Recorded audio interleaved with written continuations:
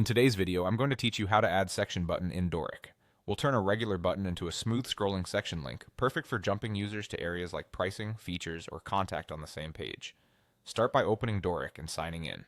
If you use the Google option, select your account to continue. Once you're in your dashboard, open the site you want to edit and head into the builder. Next, navigate to the page and find the exact section you want your button to scroll to. Click that section to select it. On the right-hand panel, open the Advanced Settings. Inside Advanced, look for the HTML selectors area. Here, give the section a unique HTML ID. Keep it simple and readable, something like Contact Us, Pricing, or FAQ.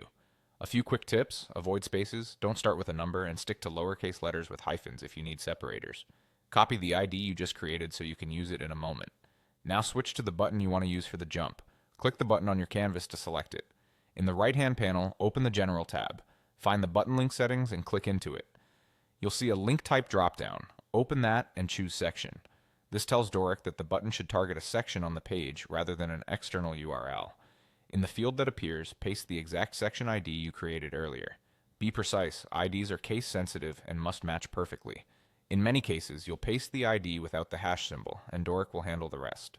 If you see a placeholder or hint in the input, follow that convention. After pasting, your button is now configured to scroll directly to that section. A couple of helpful notes as you finish up. Make sure the ID is unique on that page to avoid conflicts. If your site has a sticky header, some themes handle offset automatically. If you notice the section hides under the header, consider adjusting spacing in the section's top padding.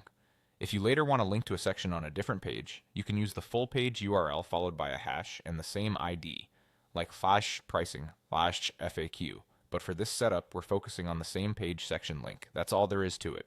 You've created a section ID and pointed a button to it using the section link type.